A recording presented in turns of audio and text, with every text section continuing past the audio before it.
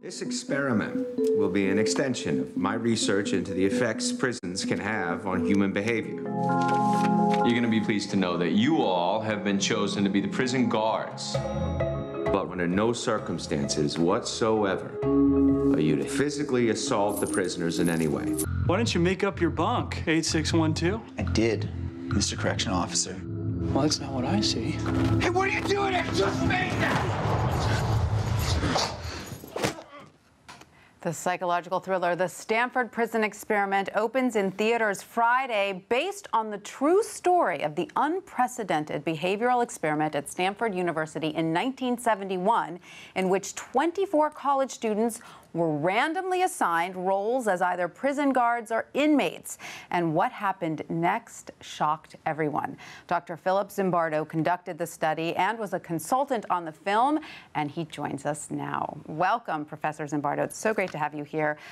Going back to the days that you were coming up with the idea for this study, what propelled you?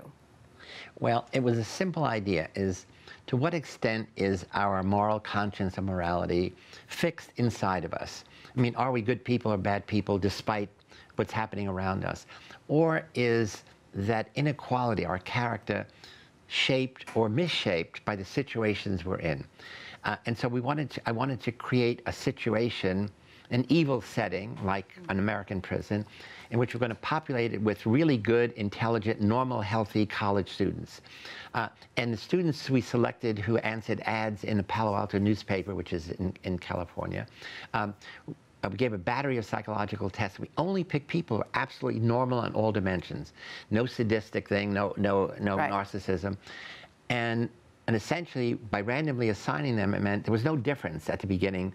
And of course, it's 1971. Nobody wanted to be a guard because guards were pigs. Guards came on college campuses to break up anti-war. At the beginning, they all said, "Make me a prisoner." I'd rather be. I'd rather be. Yeah. And then but then the students who were assigned the role of prison guard took to it all too quickly. Yeah, it was amazing because given that they despised what it meant to be a guard, putting them in a uniform, we had silver reflecting sunglasses, an idea I got from the movie Cool Hand Luke with Paul Newman, giving them billy club symbols of power, and then putting them in a place where that power was validated. And so the experiment was meant to last 2 weeks, but you Right. had to stop it after 6 days. Why? Because it got spun out of control, meaning that in 36 hours, the first boy to be arrested, prisoner 8612, had a nervous breakdown in an experiment, meaning screaming, uncontrollable rage, confusion, and then each day thereafter, he became a model of how you get out. So each day thereafter, another prisoner had a breakdown. Initially, I thought he was faking, and so, but we had standby, so we replaced him with somebody else, and then somebody broke down, we replaced him. And the problem was that I was transformed as well as the guards and prisoners. Subtly, I became the prison superintendent. So because you had a role in the experiment, you couldn't stop it right away. Yeah, if I had only been the principal investigator, the researcher, I would have stopped it when the second prisoner broke down. We proved our point. Right.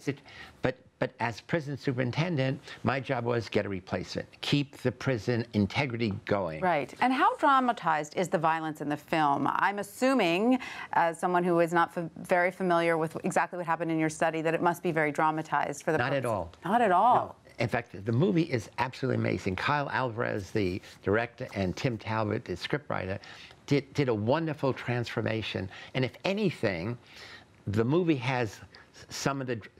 omits some of the drama that happened in the study, because we went on for 6 days, and the movie is 2 hours and 2 minutes. So it's a faithful reproduction. If any, I mean, it's overwhelming. I mean, the only negative of the movie is some audience are going to be gasping. It's overwhelming. Well, just in the trailer, you see violence, and so you're sort of wondering. It gets worse. So you're sort of wondering, why don't the researchers jump in right then and there? Billy Crudup plays you in the film, and you want him to beautifully, and you want him to jump in and say enough, but you see a scene where he says, "Wait, let's see where this goes." Right. Yeah, because is that ethical?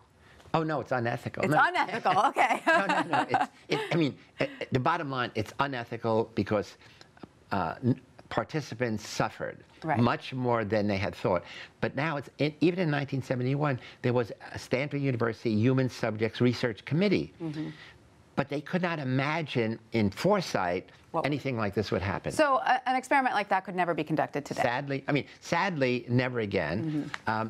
In fact, no real behavioral experiments can be done. So much of psychology has now become thought experiments. Right. Imagine if you were a guard, what would you do? I'd be a good guard. Right.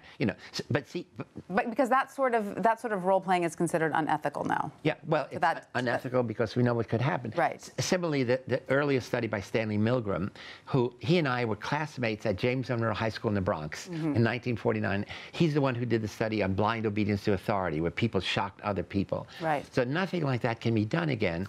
And what's sad to me is there's really a critical question. What would happen if you had all women? If you had women guards and women prisoners? What would happen if you had minority kids instead of mostly white kids? We'll never know. But quickly, I want to ask you, prison reform is very much in the news these days. What reforms would you like to see? Well, guards have to be retrained. I mean, what is guard training? It includes almost no psychology. Being a guard is all about, in a prison, human relationships. You know, how do guards maintain a compassion toward prisoners, even though prisoners have this lowly status? How do you show respect to prisoners who deserve respect? If they broke a law, what it means is they're taken away from the community. Prisons should not be places of punishment, which they are. They should be places of reform. We want these people, men and women in prison. We have 2 million in America. When they get out, we want them to be law-abiding citizens. We want to help them get a good job. We don't have halfway houses to get people who have been in prison for a number of years to acclimate to what it means to be free, and again, to give up the structured life they have been forced to live in a prison. All right, Professor Zimbardo, fascinating Thank stuff. You, Thank you so much for coming to see us today. Okay, right.